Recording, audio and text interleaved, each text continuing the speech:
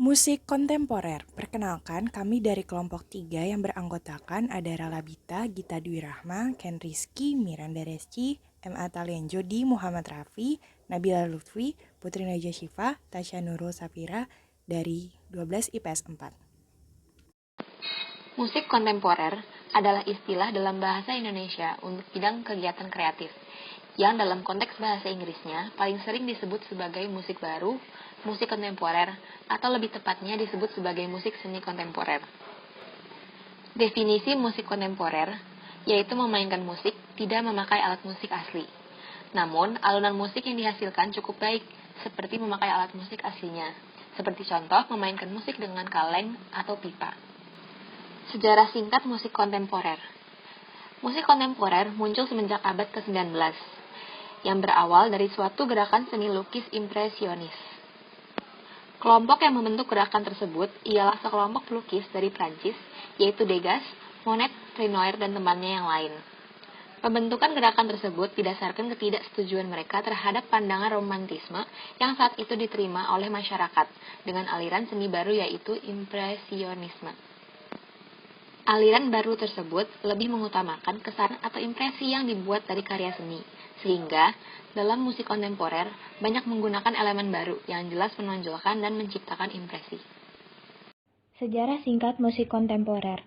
Pada 3 bulan terakhir di abad ke-19, musik orkestrasi dan juga piano mulai menghasilkan suara-suara merdu yang bahannya berasal dari seni sastra dan seni lainnya. Musik pada abad ke-20 menunjukkan adanya pengaruh sastra dan seni dalam mekanismenya. Musik saat ini sudah memiliki banyak variasi serta warna musik yang beragam, mulai dari postmodernisasi hingga impresionisme. Selain itu, muncul konsep melodi irama baru, misalnya dari Stravinsky, Bartók, Koplet, Shostakovich, Prokofiev, Gorecki, dan Barber. Di Indonesia, seni musik kontemporer mempunyai berbagai jenis variasi yang beraneka ragam, dan telah ditetapkan serta diakui sebagai suatu gerakan yang besar. Sehingga pada tiap tahunnya ada peringatan Pekan Komponis yaitu bagi para komposer di seluruh Indonesia. Tujuan musik kontemporer. Tujuan musik kontemporer adalah mencari rangsangan baru untuk mengungkapkan situasi jiwa. Manusia itu hidup selalu memperoleh pengalaman budaya baru.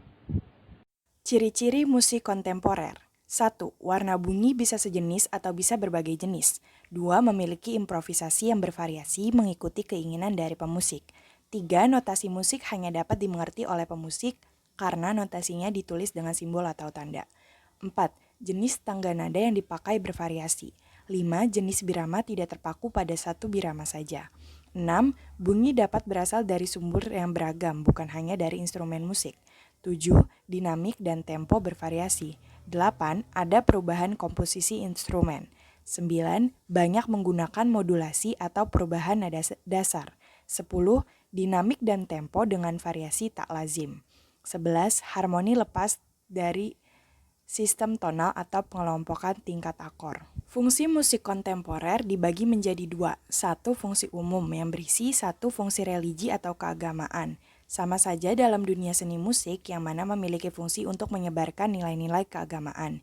2. Fungsi komunikasi, yaitu menggunakan musik untuk mengkomunikasikan gagasannya kepada masyarakat. 3. Fungsi pendidikan. Dalam musik grup atau sebut saja ensemble, diperlukan kerjasama tim agar musik yang tercipta harmonis. 4. Fungsi artistik adalah fungsi yang ditujukan sebagai media ekspresi seniman dalam menyajikan karyanya. 5. Fungsi rekreasi atau hiburan merupakan fungsi yang tidak lepas dari sebuah karya seni pertunjukan. Yang kedua, ada fungsi khusus yang berisi 1. Aktualisasi gaya bermusik para komponis. 2. Sebagai bentuk ditemukan dan berkembangnya gramatika musik. 3. Mengembangkan jenis musik baru baik yang berakar pada tradisi maupun tidak. Unsur musik kontemporer. Yang pertama, harmoni. Dalam seni kontemporer dikenal sebuah istilah polychord, di mana 2 kunci nada terdengar pada waktu yang bersamaan. Selain itu, dalam harmoni, musik ini menggunakan 4 kunci nada. Yang kedua, warna nada. Yang pertama adalah bahwa terdapat sedikit penekanan pada campuran suara dalam musik ini. Selain itu, pada musik ini, perkusi memainkan peran utama. Warna nada yang dimainkan secara individu akan terdengar jelas pada musik ini. Yang ketiga, melodi. Dalam musik ini, melodi memiliki range yang sangat lebar atau besar. menggunakan 12 nada kromatik tanpa tonal center. Yang keempat, ritme. Ritme yang digunakan pada musik ini merupakan ritme yang membangkitkan semangat, dorongan, dan kegembiraan. Kelompok ketukan tidak beraturan dikenal istilah poliritim, yaitu menggunakan dua ritme yang kontras dalam waktu yang bersamaan. Konsep musik kontemporer. Yang pertama, karya musik yang bersifat musik iringan. Konsep komposisi dalam karya seperti ini berdasar pada penciptaan suatu melodi. Kemudian elemen-elemen lainnya berfungsi mengiringi melodi tersebut. Yang kedua, karya musik yang bersifat ilustratif. Konsep komposisinya berusaha menggambarkan sesuatu dari naskah cerita, puisi, dan lain-lain. Dengan demikian, orientasi musiknya lebih tertuju pada penciptaan suasana-suasana yang berdasar pada interpretasi komponisnya. Yang ketiga, karya musik yang bersifat otonom. Karya musik seperti ini biasanya sangat sulit dipahami oleh orang awam. Selain bentuknya yang tidak baku, aspek gramatika musiknya sangat berbeda jika dibandingkan dengan karya-karya tradisi. Alat musik kontemporer itu ada piano, biola, kecapi, suling, gelas plastik, gamelan, berbagai macam alat perkusi, angklung, kolintang, sasando, talempong, gitar, dan lain-lain. Jenis-jenis musik kontemporer, ada musik klasik, musik pop, musik R&B, musik jazz, musik rock, dan juga musik blues. Contoh musik kontemporer.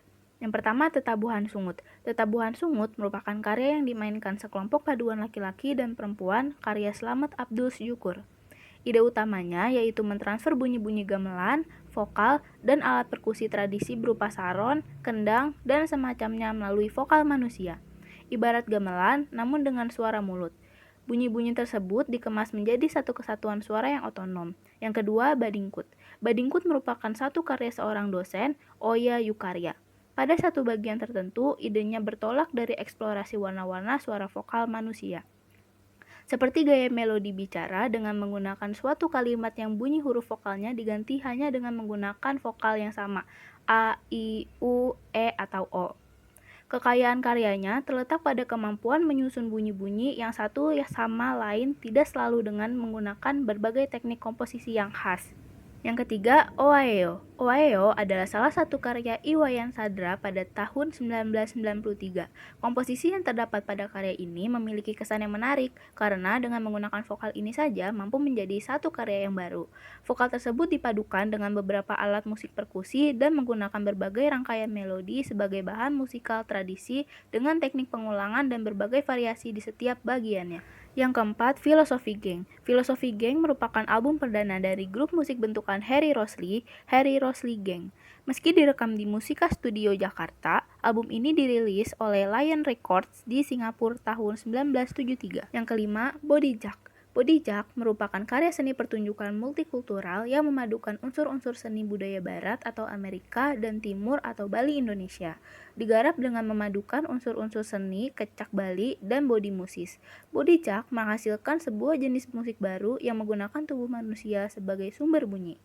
Berikut ini adalah contoh musik kontemporer Indonesia yang berjudul Tetabuhan Sungut karya Slamet Abdul Syukur.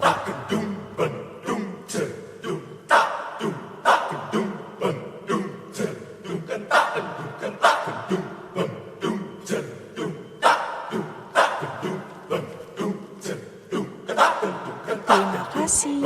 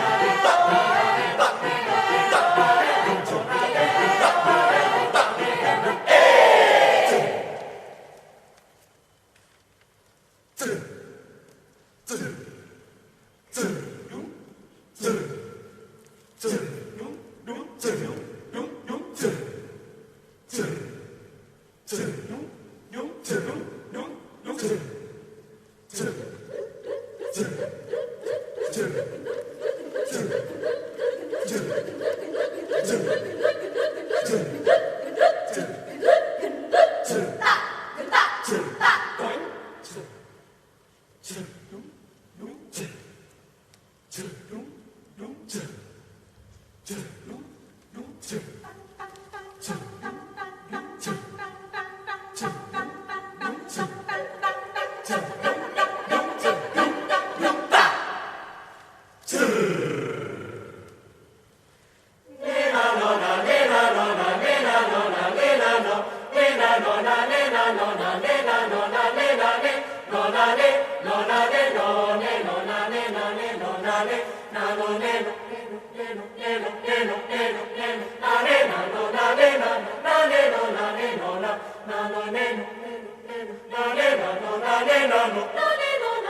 No,